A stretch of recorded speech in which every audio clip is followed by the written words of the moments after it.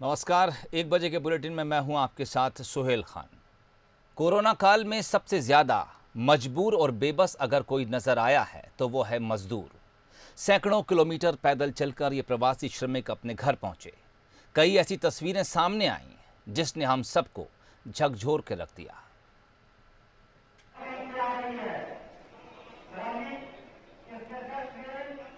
तो तस्वीरें तो हमने कई देखी और आपको दिखाएं, लेकिन अब जो तस्वीर दिखा रहे हैं वो फिलहाल चर्चा में है। और यकीनन जब इस तस्वीर की असलियत आपको पता चलेगी तो एक बार आपका कलेजा भी ज़रूर कांपेगा। एक दिन पहले बिहार के मुजफ्फरपुर से ये तस्वीरें रिकॉर्ड की गई हैं।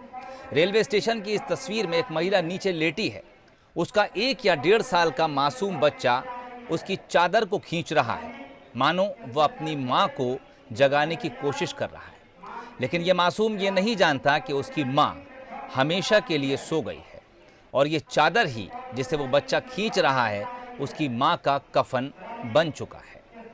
ये महिला गुजरात से मुजफ्फरनगर पहुंची थी। उसके साथ कुछ रिश्तेदार भी थे।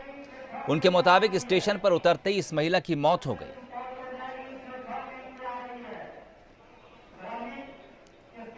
तो एक बच्चा ये समझ नहीं पा रहा कि आखिर उसके उठाने पर भी उसकी माँ क्यों नहीं उठ रही। जिस चादर को बतौर कफन उसकी माँ ओढ़े लेटी है, बच्चा उसी चादर को बार बार खींच के अपनी माँ को उठाने की कोशिश कर रहा है।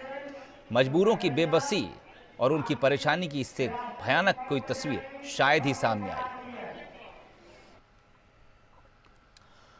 तो सवाल कई हैं कि आखिरकार मजबूर क्यों है मजदूर।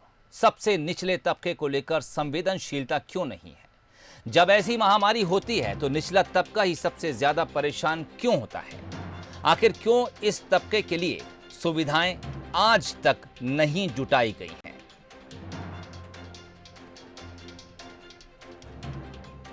तो सबसे निचला तबका, सबसे गरीब ही इंसान देश में आज सबसे ज्यादा मजबूर क्यों है। दशकों बीत गए आज़ादी को, लेकिन आज तक इनके लिए ज़रूरी और बेसिक सुविधाएं भी मुहैया नहीं कराई जा सकी।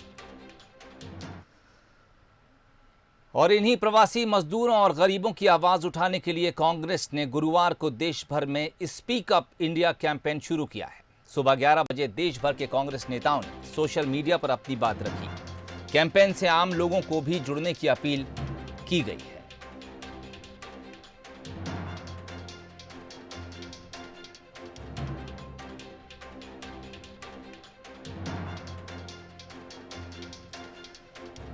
और इस कैंपेन पर कांग्रेस का कहना है कि प्रवासी, छोटे उद्योग और खुदरा व्यापारी परेशान हैं। काम धंधे ठप होने से बहुत से लोगों के बेरोजगार होने का रिस्क बढ़ गया है। किसी भी आपदा में सबसे ज्यादा प्रभावित गरीब ही होता है। ऐसे लोगों के लिए he speak up India campaign चलाया जा रहा है।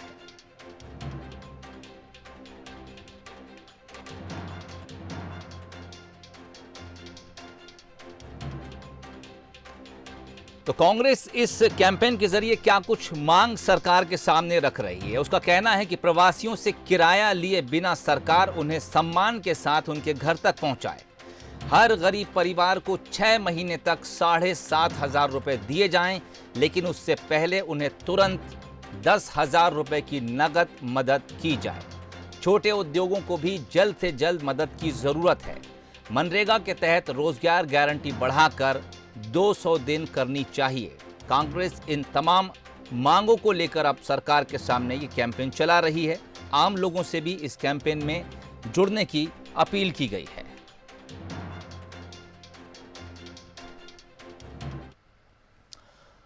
और इस कैंपेन को लेकर चर्चा को आगे बढ़ाएंगे। इस वक्त हमारे साथ बीजेपी प्रवक्ता राजपाल सिसोदिया जी जुड़ रहे हैं और कांग्रेस की तरफ से दुर्गेश शर्मा इस वक्त हमारे साथ हैं। राजपाल जी, आपका और दुर्गेश जी, आप दोनों का बंसल न्यूज़ पर स्वागत है। पहले मैं राजपाल जी आपके पास आना चाहूँगा। कांग्रेस इस वक्त विपक्ष की हालत में है, विपक्ष की भूमिका निभा रही है। कुछ मांगें उसने सरकार के सामने रखी हैं, तस्वीरें आपने भी देखी होंगी। मजबूर है मजदूर, बेबस है मजदूर, परेशान है गरीब आदमी। अगर विपक्ष कुछ मांगे रखता है तो सरकार इसे किस तरह से देखती है? निश्चित तौर पर आज आपने जो चित्र बताया और हृदय विदारक है। इस चित्र को देख के एक माँ हमारी, एक बहन हमारी इस प्रकार से अकाल चली गई है, मैं श्रद्धांजलि देता हूँ। पर मैं ये कहना चाहता हूँ कि इस देश के अंदर ये जो महामारी कोरोना वायरस कोविड 19 की महामारी है, इस महामारी से सरकार पूरी संवेदनशीलता के साथ लड़ने का काम कर रही है। स्वाभाविक है कि जब इस प्रकार का कोई संकट आता है तो मानव जीवन प्रभावित होता है, पर उसका प्रभाव मानव जीवन पे कम से कम प्रतिकूल पड़े, ऐसा प्रयास करने का काम सत्ता पक्ष ने करना चाहिए, जो हम करने का काम कर रहे हैं। मध्य प्रदेश की संवेदनशील मुख्यमंत्री माननीय मुख्यमंत्री शिवराज सिंह चौहान जी और उनके नेतृत्व में मध्य प्रदेश की सरकार ने हमारे प्रवासी श्रमिकों सहित तमाम वे श्रमिक जो गांव में रह रहे हैं, अपने नियत स्थान पे रह रहे हैं, परंतु उनके भी रोजगार के लिए और उनकी भी व्यवस्थाओं को देखकर काम करने का काम किया है।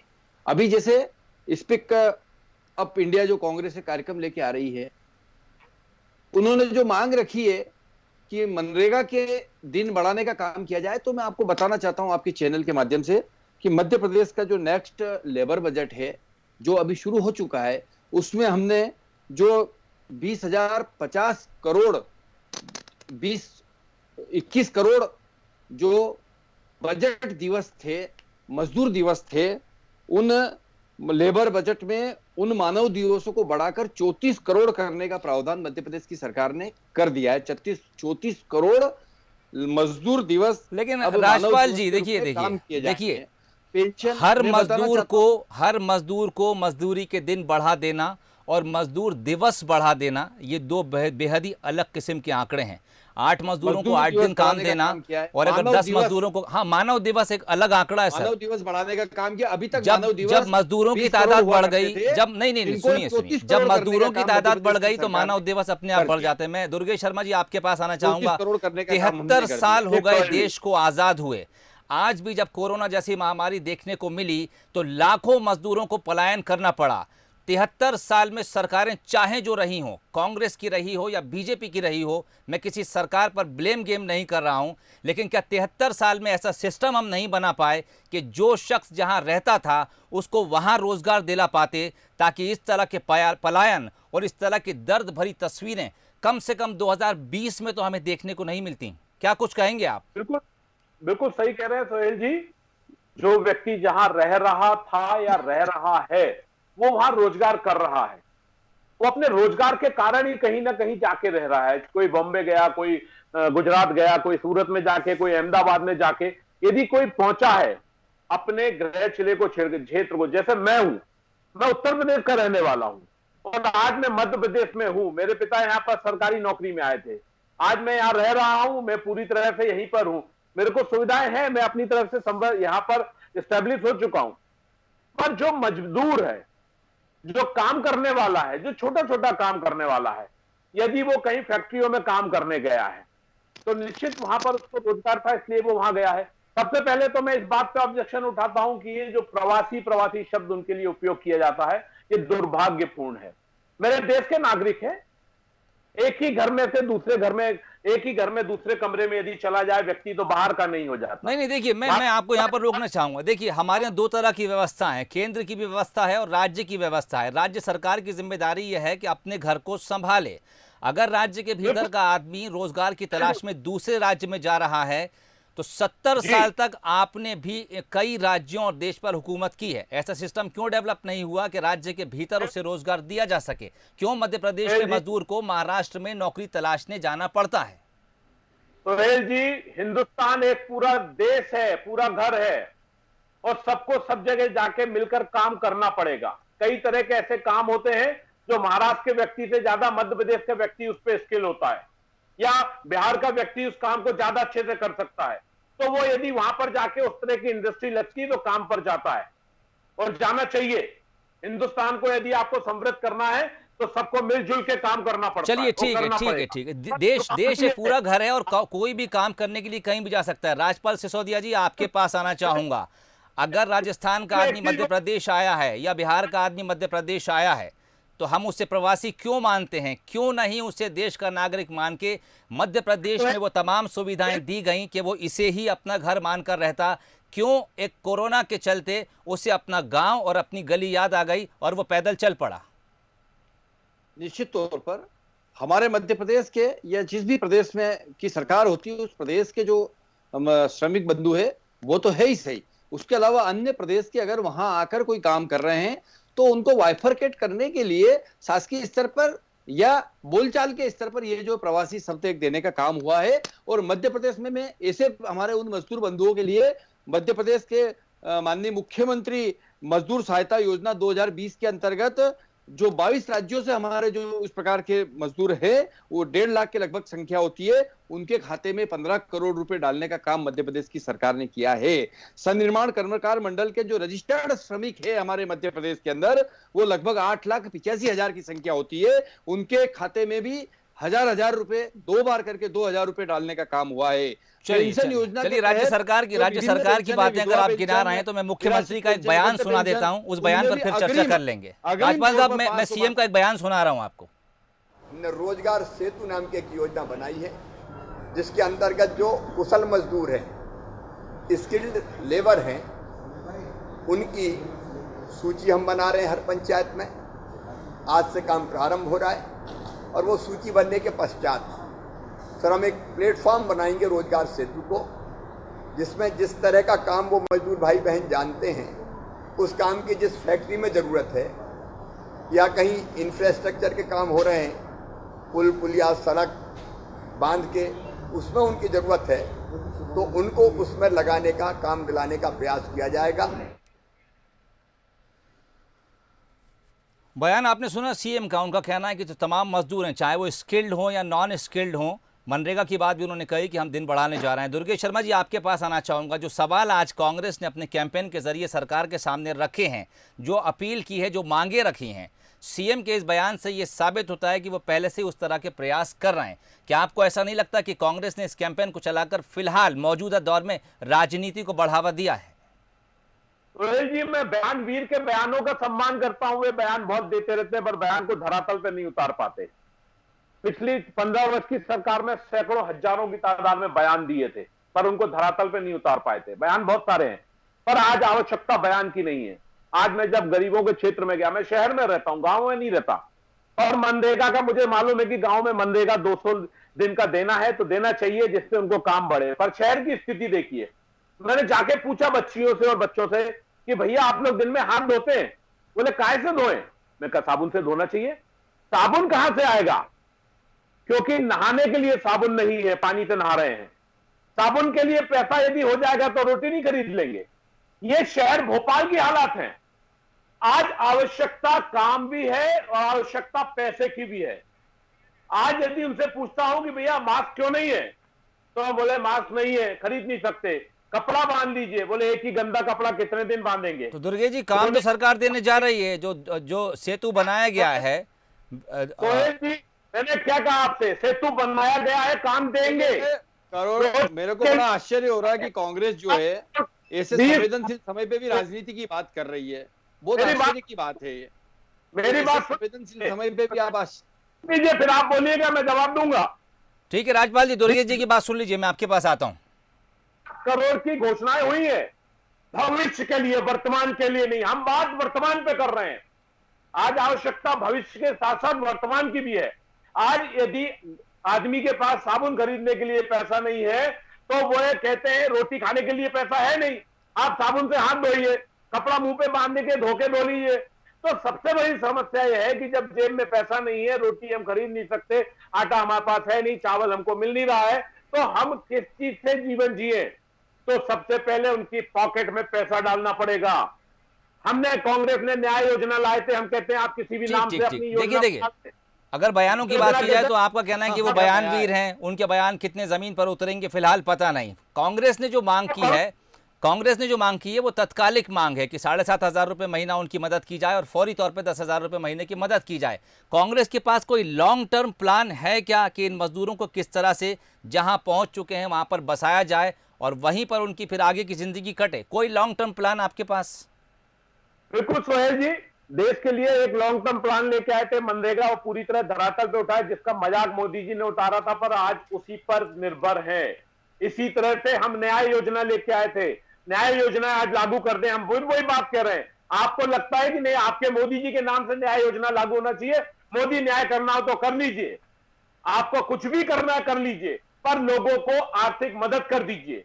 आज आप उनको पैसा देंगे, आपके जीडीपी का 1 पॉइंट समथिंग पैसा उसमें खर्च होगा, ज्यादा पैसा खर्च नहीं होना, उतना पैसे से देश का व्यक्ति खरीदने की हिम्मत में आ जाएगा। ठीक। आपके कपड़ों पर मोहताज नहीं होगा, उसके जेब में पैसा होगा, वो रोटी भी खरीद चलिए, लेगा। न्याय योजना की बात आपने की, मनरेगा की बात आपने की, राजपाल सिसोदिया साहब से पूछ लेते हैं। राजपाल साहब, केंद्र में बीजेपी की सरकार, राज्य में बीजेपी की सरकार, आपके पास ऐसा कौन सा लॉन्ग टर्म प्लान है कि अब मजदूर मजबूर ना रहे?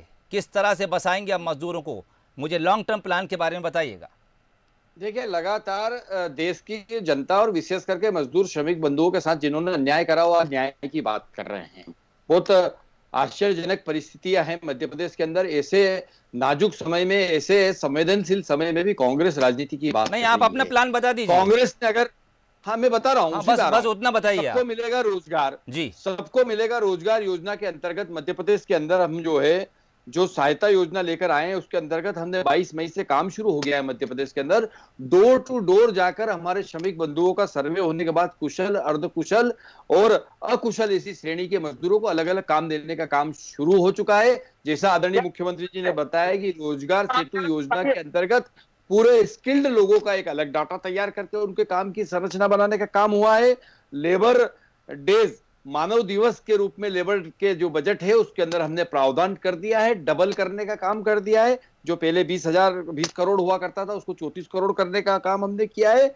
और सन्निर्माण कर्मकार मंडल के तहत जो लगभग 8,85,000 हमारे जो श्रमिक बंधु है उनके खाते में 2-2 हजार रुपए हम डाल चुके हैं। इस प्रकार की राशि का लगभग हमने 562 करोड़ का डायरेक्ट बेनिफिट योजना में डालने का काम किया है। पेंशन योजना के अंतर्गत हमने पेंशन डालने का काम किया है। अग्रिम में जो है खाद्यान्न का भंडार जो है वितरण करने का काम 3 महीने का हम कर चुके हैं। मध्य प्रदेश के अंदर संबल योजना के माध्यम से एक स्थायी, जो आप पूछ रहे थे उस पर मैं अब आ रहा हूं कि स्थायी प्रकृति का काम जो मध्य प्रदेश में हो रहा है वह संबल योजना के माध्यम से हो रहा है, जिसके अंदर हमारे समाज के सभी वर्ग के लोग कवर हो रहे हैं और सबके रोजगार, शिक्षा, चिकित्सा, तमाम चीजों की उसके अंदर प्रावधान करने का काम किया है। यहाँ के तक की बिजली के बिल की व्यवस्था भी है उसके अंदर। तो अगर किसी की आकस्मिक मृत्यु हो जाती है तो आकस्मिक मृत्यु के ऊपर भी उनके मुआवजे का प्रावधान है। ये सारे काम हमने संबल योजना के अंतर्गत एक वन अम्ब्रेला स्कीम, एक छाते के नीचे पूरी योजनाओं का समायोजन करके करने का काम किया है। वर्तमान में जो समय है उस समय के तहत हमने पंच परमेश्वर योजना के माध्यम से राशि 1500 करोड़ रुपए भी डालने का काम किया है, जिससे कि गांव के अंदर पंचायतों के माध्यम से भिन्न भिन्न कार्य शुरू हो जाए, जिससे कि वहां उनकी जेब में पैसा आने का। दुर्गेश शर्मा जी आपके पास आ रहा हूं। 30 सेकंड मेरे पास है। एक लंबी चौड़ी फहरिस्त राजपाल साहब ने गिनाई है। उनका कहना है, उनका दावा है कि ये एक लॉन्ग टर्म प्लान है बीजेपी के पास। आपका रिएक्शन जानना चाहूंगा। 30 सेकंड आपके पास। बिल्कुल सोहेल जी, मैं इनसे ये जानना चाहूंगा, 2,000 रुपए ये पिछले 3 महीने के लिए क्या काफी थे? और जो ये बात कर रहे हैं कि साहब मरने के बाद में हम दे देंगे, तो मरने तक के लिए क्यों इंतजार, मरने से पहले बचाने का प्रयास क्यों नहीं? इन्होंने कहा कि यदि जो मध्य प्रदेश से गुजरने वाला माननीय शिवराज सिंह चौहान जी स्कीम लेके आए, तो जो यदि दूसरे प्रांत का कोई मजदूर मध्य प्रदेश से गुजर रहा है वो यहाँ मर जाता है तो 1 लाख रुपए, यदि एक्सीडेंट में घायल हो जाता है तो 25,000 रुपए। क्यों नहीं आपने उनको बसें लगाकर आपके प्रांत से दूसरे प्रांत तक पहुंचाने का प्रयास किया? 1 लाख रुपए जब वो मर जाएगा तो आप उसको दे देंगे, वो 1 लाख रुपए का वो क्या करेगा? वो तो मर गया। आपने उसको बचाने का प्रयास क्या किया? आज आप रोजगार की बात करते हैं तो मध्य प्रदेश की राजधानी भोपाल में निवास करता हूं। यहाँ स्लम्स एरिया के अंदर लोगों के पास में रोटी खरीदने के लिए पैसा नहीं है, वो हाथ धोने के लिए साबुन कहां से खरीदेंगे? ये आप मुझे बता दीजिए। आज मैं जब स्लम्स एरिया में गया और मैंने वहां पूछा, और जो बाजार में बैठे हुए छोटे छोटे फुटकर व्यापारी हैं जिनका बिल्कुल ये ठीक है दुर्गेश जी कि आज भी लोगों के पास जो बेसिक सुविधाएं वो भी नहीं है, लेकिन सरकारें चाहे किसी की रही हो, आज़ादी को 73 साल हो गए। कांग्रेस ने भी बेहद योजनाएं ज़मीन पे उतारने की कोशिश की। उसके बाद से जब बीजेपी के हाथ में सत्ता आई तब से भी योजनाओं की तो एक लंबी फहरिस्त है, लेकिन क्या देश की दशा ये योजनाएं बदल पाई? ज़मीन पे खड़े आखिरी आदमी तक ये योजनाएं कितना फ़ायदा पहुंचा पाई? फिलहाल जो तस्वीरें देश के सामने से निकल कर आ रही हैं वो इन तमाम योजनाओं का मजाक उड़ाती नज़र आ रही हैं, लेकिन फिर भी हमें ये उम्मीद की जानी चाहिए कि आने वाले दिनों में देश की तस्वीर बदलेगी। जो मजबूर मजदूर है उसकी हालत बदलेगी, हर हाथ को काम होगा, हर इंसान के पास खाने को रोटी होगी, रहने के लिए एक छत होगी। मैं आप दोनों मेहमानों का बहुत शुक्रिया अदा करूंगा, राजपाल साहब आपका भी और दुर्गेश जी आपका भी। तो फिलहाल मुद्दा ये है कि जो तस्वीरें इस वक्त पूरे देश में नज़र आ रही हैं वो कितनी जल्दी बदलेंगी, कब मजदूर जो है वो मजबूर से निकलकर एक सशक्त इंसान बनेगा। दावे कांग्रेस के भी हैं, दावे बीजेपी के भी हैं, लेकिन ज़रूरत एक ऐसी योजना की है, एक ऐसी हौसले की है जिसको पूरी तरह से एकजुट होकर अमली जामा पहनाया जाए और देश की तस्वीर बदली जाए। कब बदलेगी देश की तस्वीर, इंतज़ार कीजिए। फिलहाल दीजिए इजाज़त, नमस्कार।